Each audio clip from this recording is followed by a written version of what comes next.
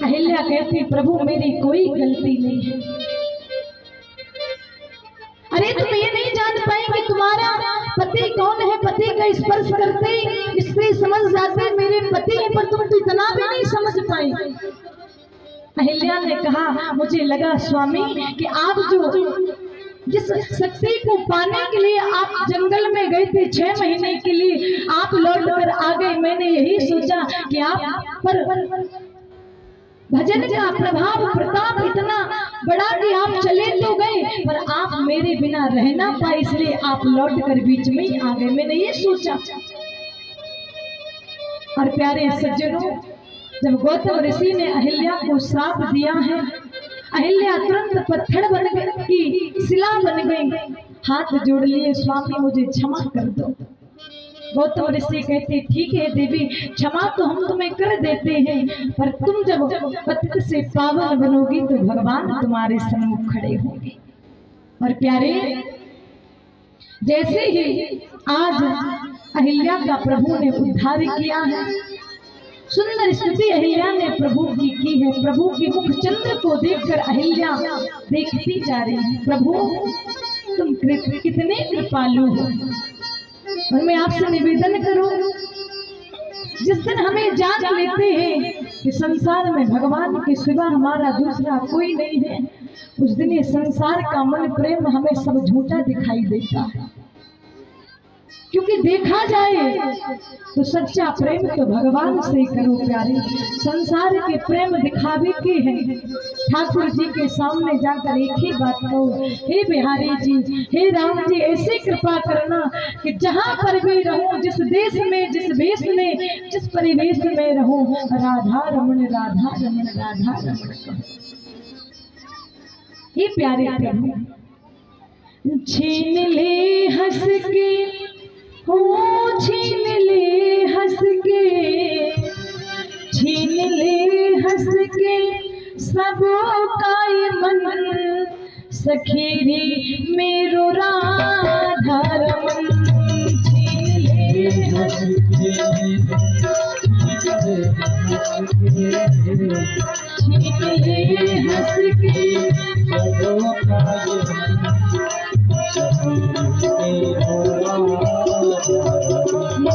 छीन ले हंस के सबका ये मन, सखीरी मेरो राधा रमन।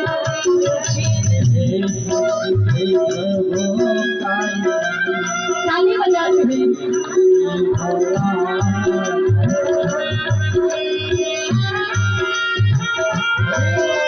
जितना मन हरि ने छीन लिया हो, दोनों हाथ उठाए, ताली से बात करें।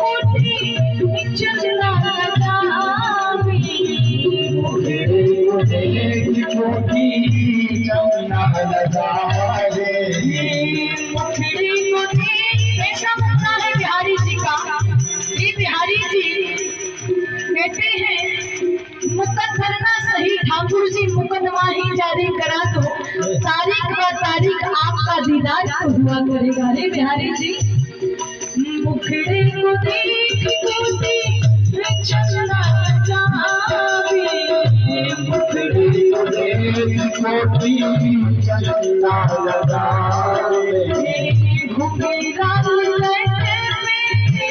घटाए मार जाए, घुमेरा घटाए मार जाए, घुमेरा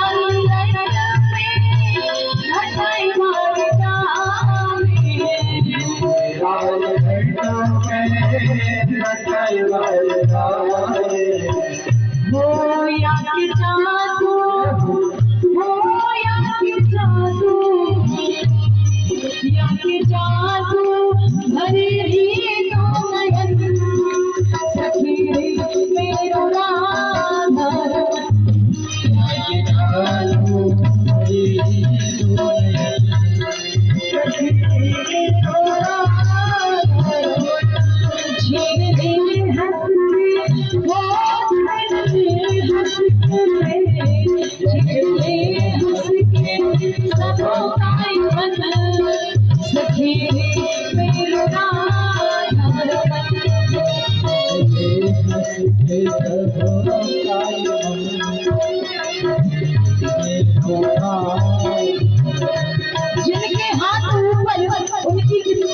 ऊपर और जिनके हाथ नीचे उनकी जगह ठाकुर जी के पीछे जय हो।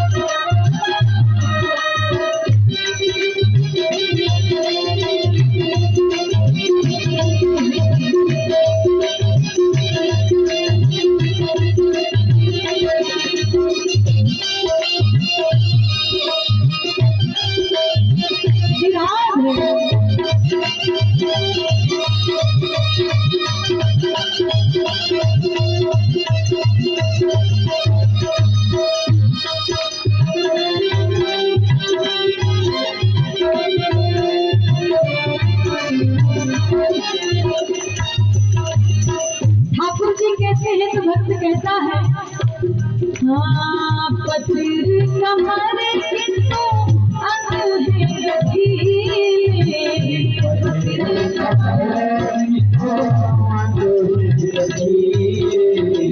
पतिर कमरे किंतु अंधे रखी,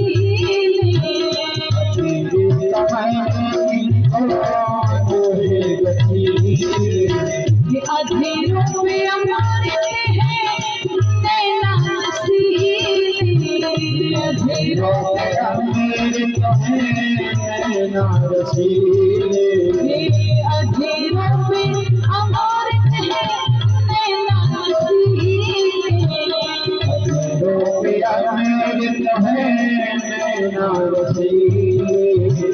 वो थोड़ा बचपन है, वो थोड़ा बचपन है, थोड़ा बचपन है, थोड़ा युवन सखी मेरा राधा, थोड़ा बचपन है, सखी मेरा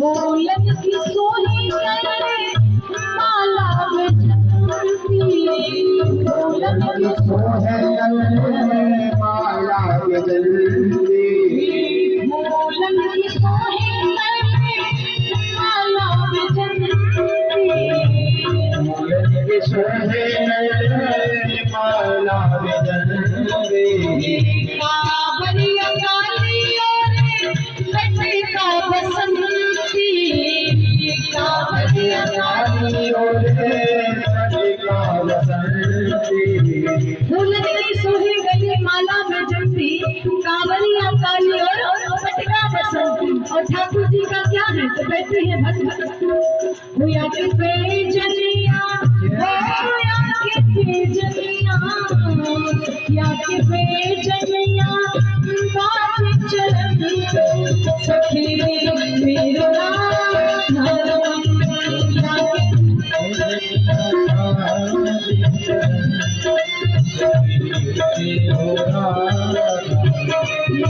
छीन ले हंस के, छीन ले हंस के, छीन ले हंस के, सब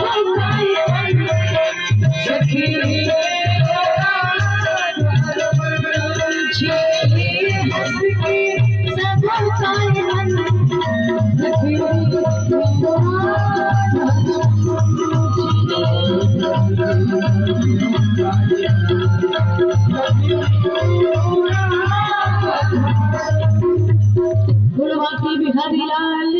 सुंदर अहिल्या का उद्धार प्रभु ने किया है।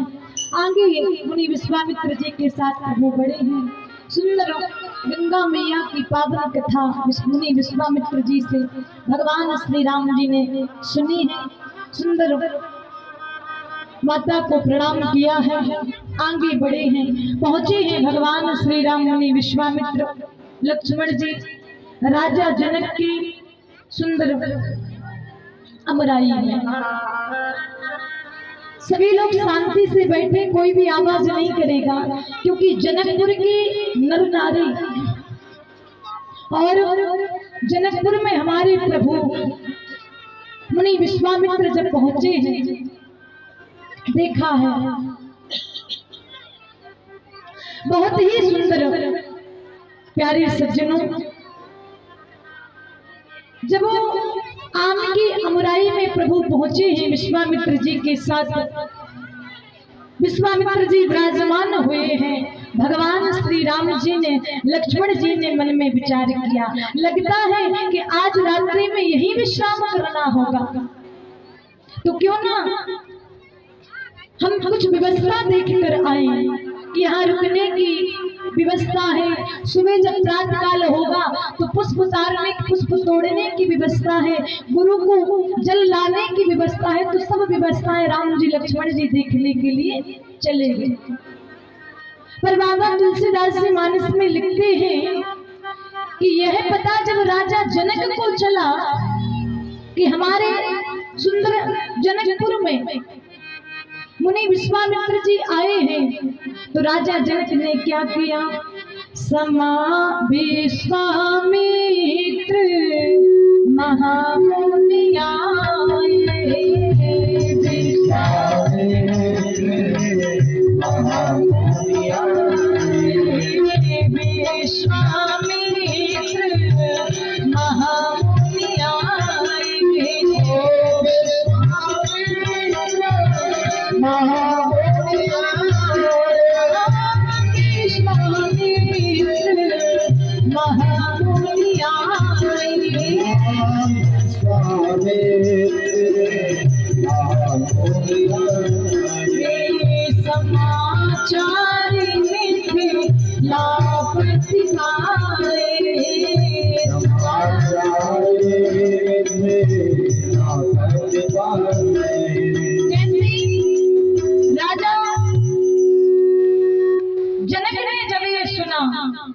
कि विश्वामित्र महामुनि है, जो मुनियों की भी मुनि महामुनि आए हैं।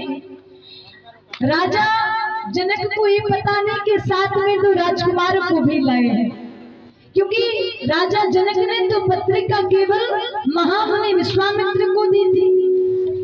तो पता चला कि विश्वामित्र महामुनि आए। जब ये समाचार मिथिलापति ने पाया है तो कहते हैं बहुत ही सुंदर स्वागत करने के लिए राजा जनक मुनि विश्वामित्र जी का स्वागत करने के लिए चले हैं। सुंदर पूजा की थाल लिए हैं, और जैसे राजा जनक मुनि विश्वामित्र का जब स्वागत करने के लिए उस अमराई में पहुंचे हैं, मन में सोचा महामुनि है विश्वामित्र जी, तो क्यों ना अमराई में विश्वामित्र जी को ना रुकाकर हम अपने सुंदर सदन में रुकवाएंगे। बोलो राधे राधे।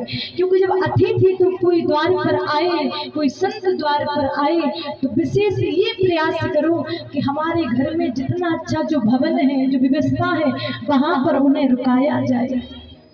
ऐसा नहीं कोई संत महात्मा कोई ब्राह्मण आ जाए तो कहते हैं बोले घर के बाहर जो दहलान है वहां पर सुंदर कोई व्यवस्था कर दो, वहीं पर पड़े रहेंगे। अरे ये मन में भाव होना चाहिए कि अतिथि देवो भव, मतलब अतिथि के रूप में भगवान ही हमारे द्वार पर आए। क्योंकि जरूरी नहीं है कि भगवान शंख गदा चक्र लेके आए तभी जानो कि भगवान है। भगवान कभी भी आ सकते हैं, किसी भी रूप में प्रभु आ सकते हैं, और कब प्रभु आ जाए कोई पता नहीं है। तो मुनि विश्वामित्र का स्वागत करने के लिए राजा जनक जब आए हैं विश्वामित्र जी के चरणों में सादर प्रणाम किया है राजा जनक ने। जरा ध्यान से सुनिएगा, आज विदेह राजा जनक, राजा जनक परम ज्ञानी है और विश्वामित्र जी महामुनि हैं। मैं आपसे निवेदन करूं कि परम ज्ञानी और महामुनि जब दोनों जन मिलेंगे तो क्या होगा, कौन सा संवाद उठेगा। बोले श्री रामचरितमानस सुंदर सत्संग रूपी गंगा बहने लगी दोनों जन के बीच में। क्योंकि विदेह राजा जनक जब मुनि विश्वामित्र से मिले तो जब संत मिल जाते हैं तो सत्संग होने लगता है।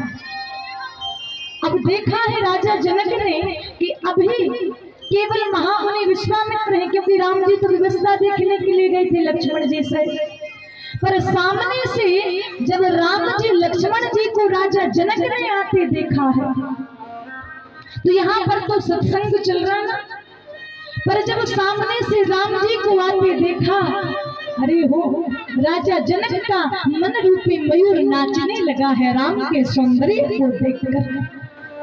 और विश्वामित्र जी से हाथ जोड़कर कहने लगे, मुनिराज आज मेरा मन कर रहा है कि इस सत्संग को आप यहीं पर रोक दो, अभी सत्संग को आगे ना बढ़ाओ।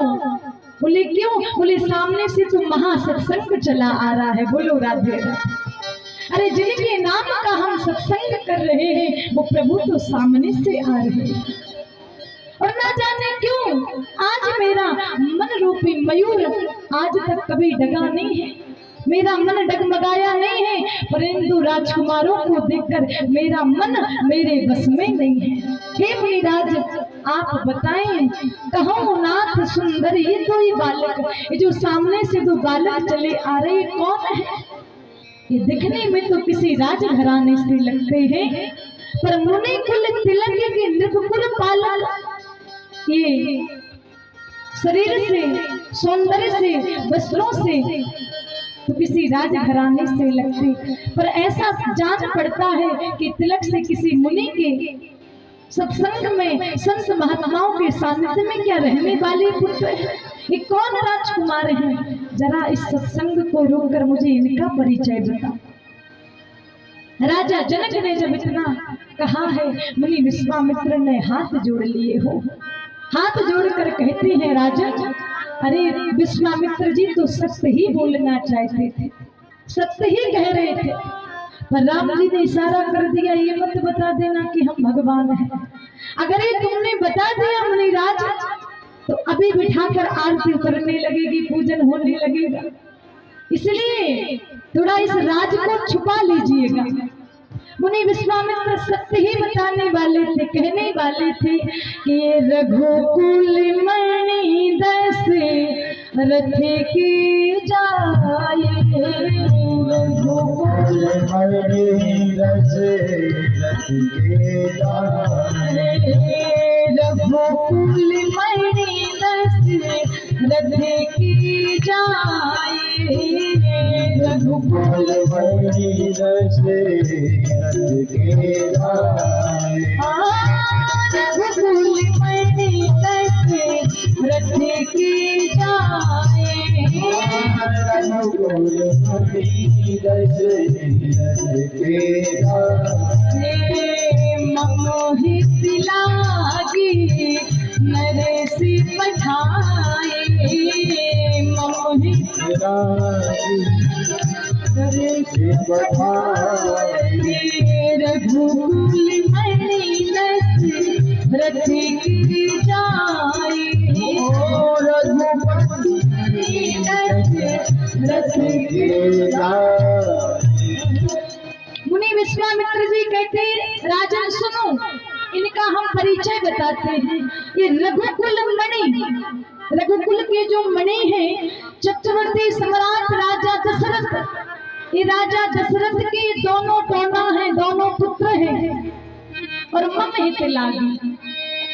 हम कहने वाले तो ये थे कि हम ही अयोध्या गए और इनको लेके आए हैं, पर क्या कहते हैं, मम हित लागी नरेश पठाए, हमारे हित के लिए राजा दशरथ ने इन दोनों पुत्रों को हमारे साथ भेज दिया है। बोलो राधे राधे।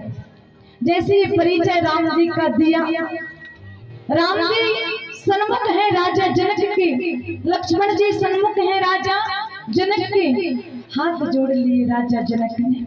मुनिराज आप तो मुनि हो, अगर आप इस अमराई में रुक भी जाओ तो कोई बड़ी बात नहीं, क्योंकि संत महात्मा तो कहीं भी रुक जाते। पर राम राम राम, ये तो चक्रवर्ती सम्राट राजा दशरथ के पुत्र हैं, और राजा दशरथ के पुत्र मतलब राजा के पुत्र हैं, और राजघराने से जो दो बालक आप लेके आए हो, तो क्यों ना इनके अमराई में ना रुककर हमारे भवन में जो सुंदर सदन है, और मानस में ऐसा लिखा है कि राम जी जहाँ पर रुके हैं, जिस भवन में रुकने के लिए राजा जनक ने कहा, वो जनक का भवन नहीं था, वो माता जानकी का भवन था, वो जिसका नाम था सुंदर सदन। और कथा भाव कहता है कथा का कि राम जी कहाँ पर रुकेंगे, बोले जहाँ पर जानकी जी का सुंदर सदन होगा, मतलब जानकी जी है भक्ति, भगवान है परमात्मा राम, तो राम तो भक्ति के भवन में रुकेंगे, राम किसी और भवन में कैसे रुक सकते हैं। प्यारी सुंदर व्यवस्था की गई है।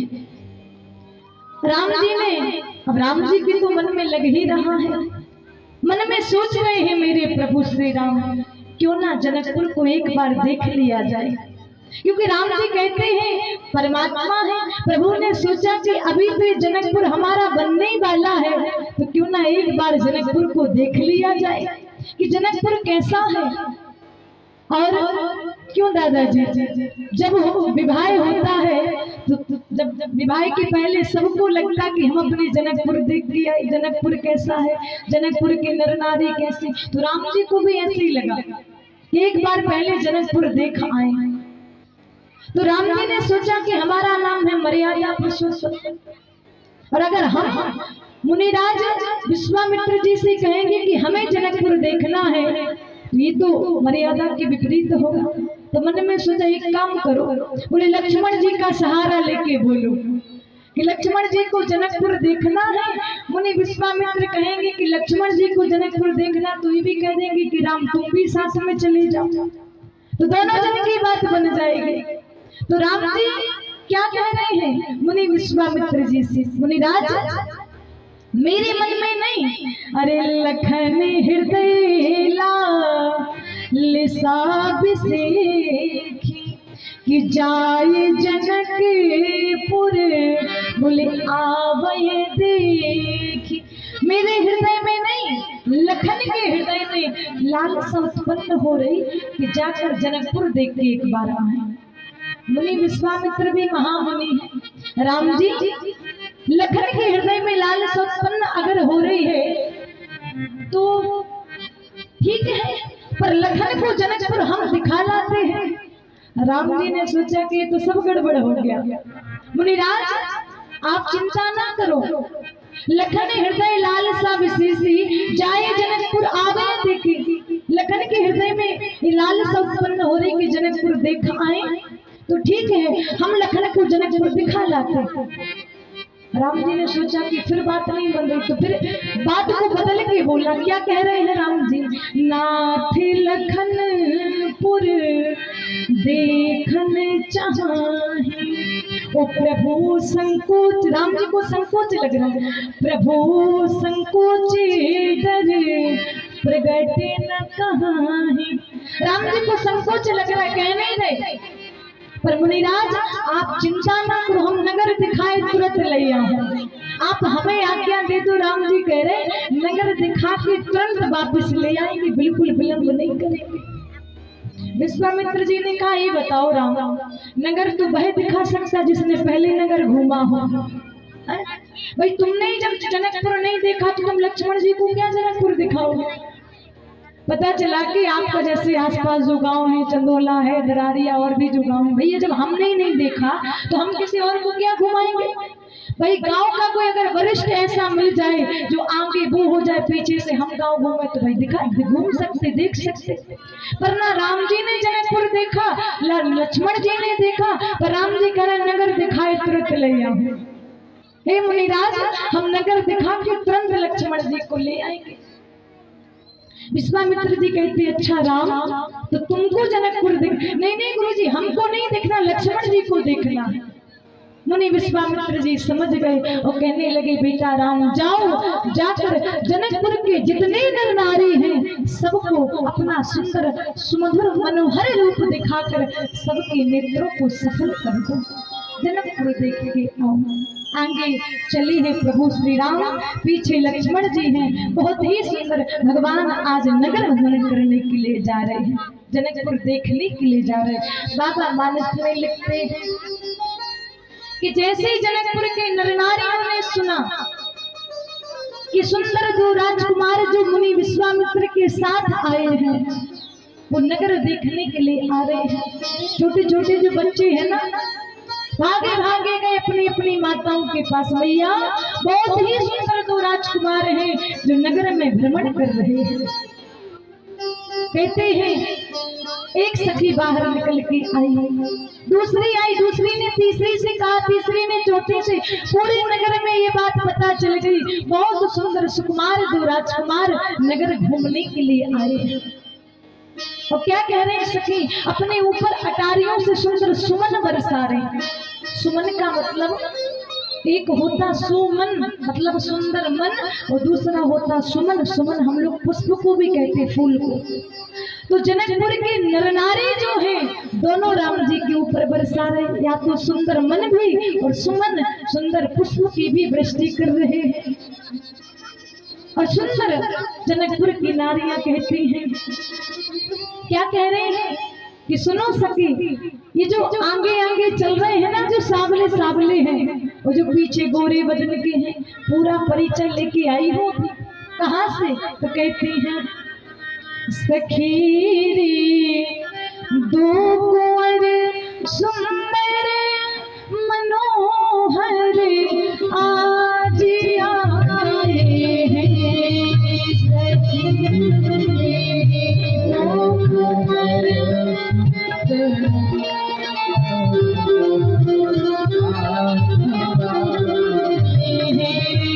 सुनोरी सखी दो कुंवर सुंदर मनोहर आज आए हैं।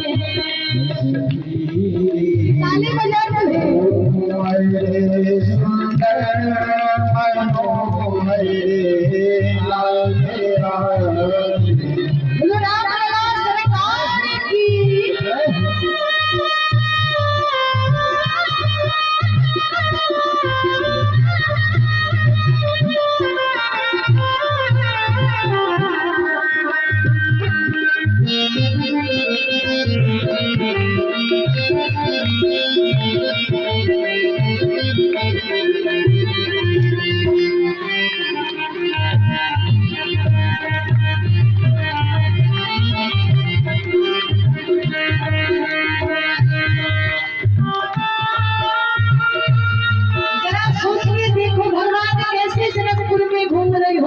कैसे प्रभु जनकपुर में सुंदर धन्य है जनकपुर की वो नर नारी जिनको सुंदर दर्शन देने के लिए भगवान ही उनके गांव में पहुंच गए।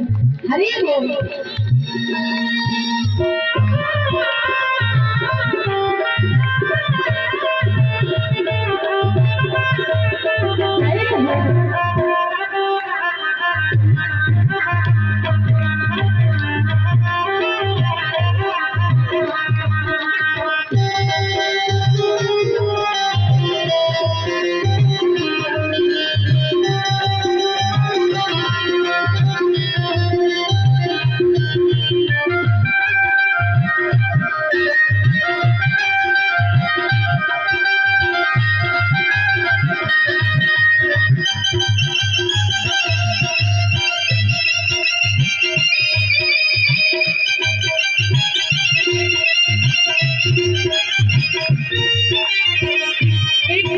सुनो सखी, दूसरी से कह रही है जो आगे चल रहे ना सामने बहन के जो हैं इनको हम जानते हैं कि कौन के पुत्र है। तो कहा बड़ी को राम कहते हैं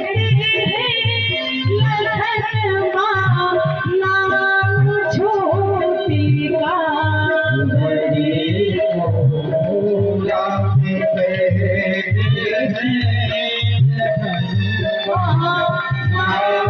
So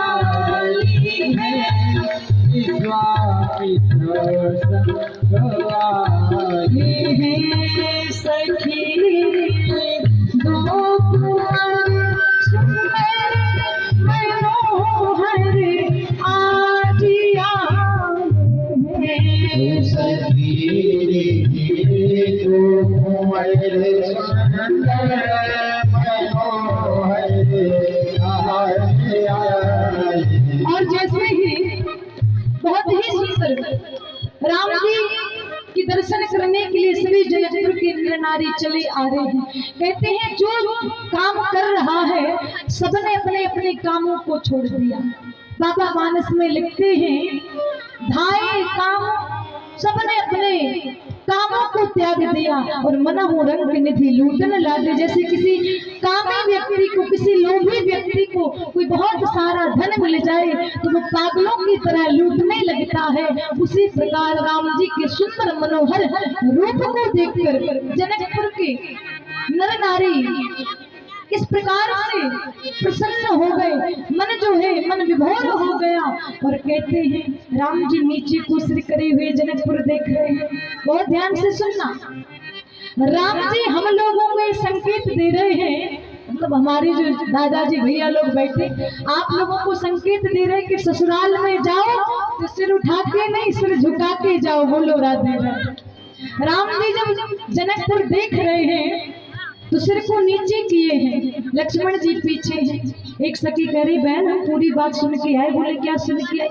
बोले हमने सुना है कि जो सांवले रंग के हैं इनकी माता का नाम कौशल्या है, वो जो पीछे जा रहे हैं इनकी माता का नाम सुमित्रा है। तो सुनो बहन एक बात और सुन के आए, इनकी माता अलग अलग है पर पिता एक ही है। बोलो राधे राधे। लक्ष्मण जी से ये बात सहन नहीं हुई। लक्ष्मण जी ने कहा भैया यहाँ लगता है जनकपुर की नारियां तो सब परिचय लेके आई, थोड़ी दो दो बातें हम इनसे कर ले। राम जी ने कहा भैया यहाँ दो दो बातें करने नहीं आए, जनकपुर देखने आए। तो जनकपुर देखिए चलो, हमें गुरुजी को भी सुंदर उनकी सेवा करनी है। उनसे हमने कहा था नगर दिखाई तुरंत ले आओ। चले थोड़ी और आगे राम जी बढ़े तो सखियां तोड़ तोड़ के फूल मार रही है राम जी के सुंदर सिर पर, राम जी के मुख में कोई फूल मार रहे। लक्ष्मण जी कहते भैया ऐसा जनकपुर तो हमने कभी नहीं देखा। बोले कैसे? बोले ये जनकपुर की नारियां सब हमारे मुख में पुष्प मार रही हैं, फेंक रही हैं हमारे ऊपर पुष्पों को, बरसा रही हैं पुष्पों को। एक बार जरा ऊपर को देखने तो राम जी कहने लगे अगर ऊपर हमने देखा और इन जनकपुर के नर नारियों की बातों में लग गए तो 2 घंटे अभी खराब हो जाएंगे। बोलो राधे। इसलिए नीचे सिर करके बढ़ते जाओ, जो कुछ कह रहे सुनते जाओ। एक सखी कहती ओहो हमें तो ये जान पड़ रहा कि सुंदरता का अभिमान है तुम्हें। सुनो, अगर तुम्हें अपने सुंदरता का ज्यादा ही अभिमान है तो कल 8 बजे बगिया में मिलना, हमारे यहाँ भी सुंदरी है। बोलो राधे राधे। हमारी सुंदरी को जब तुम देखोगे तो अपनी सुंदरता भूल जाओगे। लक्ष्मण जी ने कहा ठीक है तो कल 8 बजे बगिया में मिलेंगे। बोले बिल्कुल मिलना। और जैसे राम जी नगर देख कर हो राघव धीरे चलो ससुराल गलियां, राघव धीरे चलो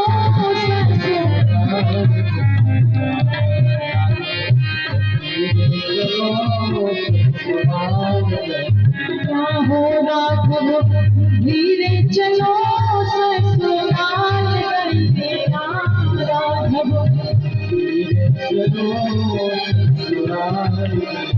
हमें तो ऐसे लग रहा कि भगवान जनकपुर देख रहे हैं, आप लोगों को अच्छा नहीं लग रहा है ना?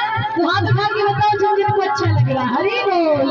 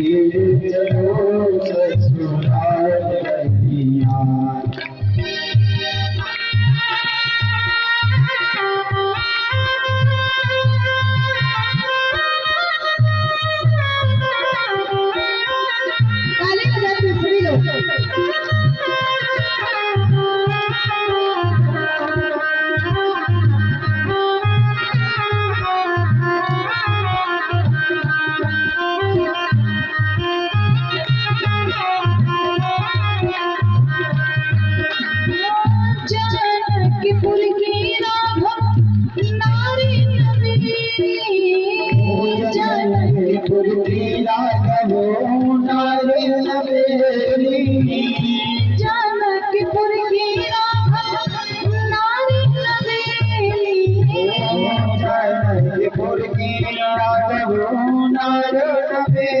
राघव दीख निहारो दीदार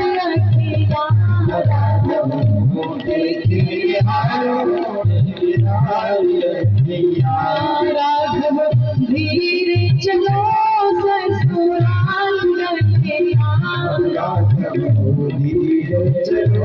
ससुराल जैसे भगवान जनकपुर देखकर जब लौटकर आए हैं तो कहते हैं मुनि विश्वामित्र जी के लिए सब बातें प्रभु ने सुनाई, सभी शांति से बैठे रहे और जब सुंदर बातों को सुना रहे हैं राम जी गुरु विश्वामित्र जी के लिए, विश्वामित्र जी सुन के बड़े प्रसन्न हुए।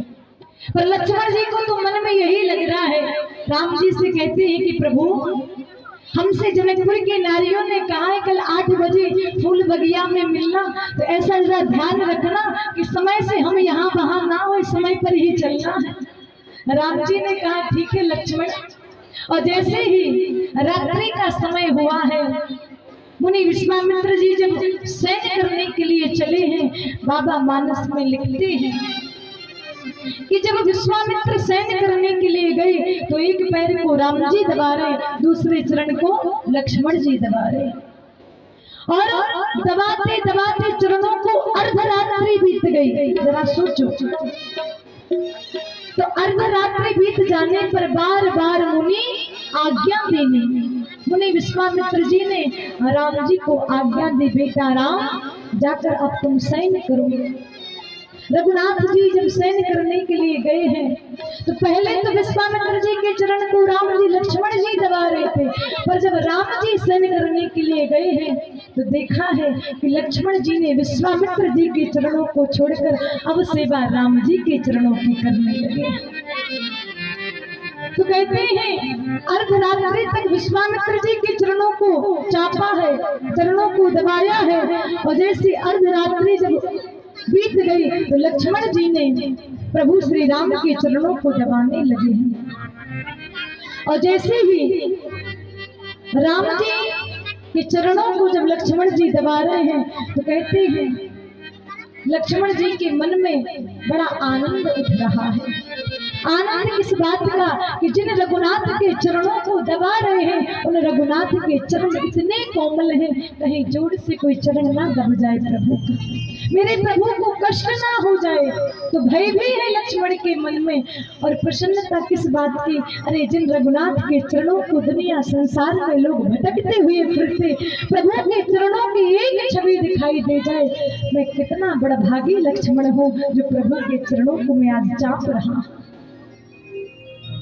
पूरी रात बीत गई, सोए कैसे थे, पहले विश्वामित्र जी फिर राम जी और फिर लक्ष्मण जी। कहते लक्ष्मण जी तो सोए ही नहीं, पर उठने का तरीका देखें, उठे पहले कौन, सबसे पहले लक्ष्मण जी, उसके बाद राम जी और सबसे बाद में विश्वामित्र जी।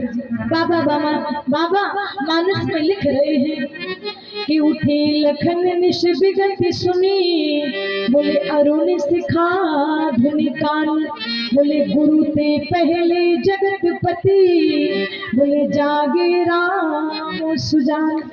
सोने का तरीका और उठने का देखें। अरुण सिखा कहते हैं, अरुण कहते हैं मुर्गे के लिए।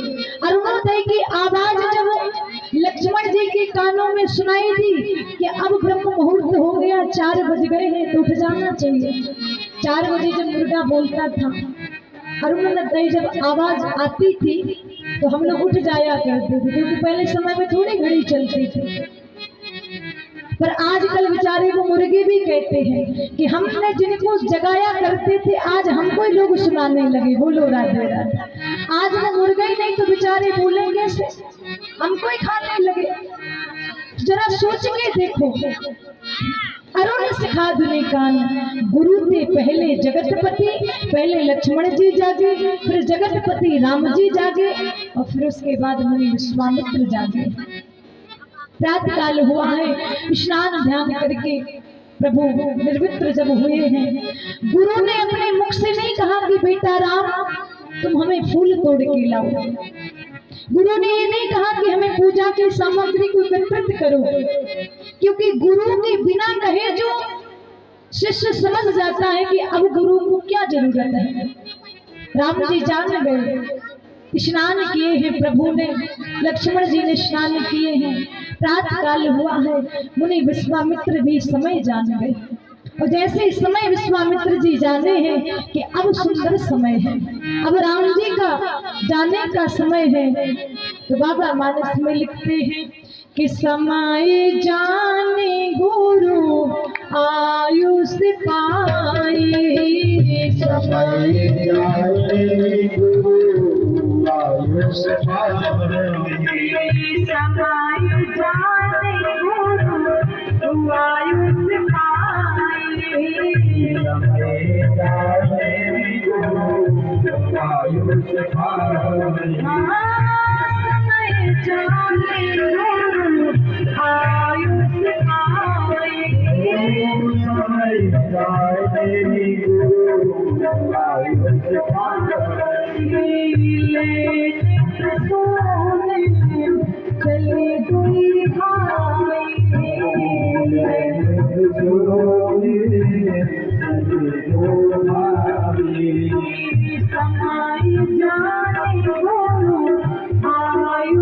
पाए,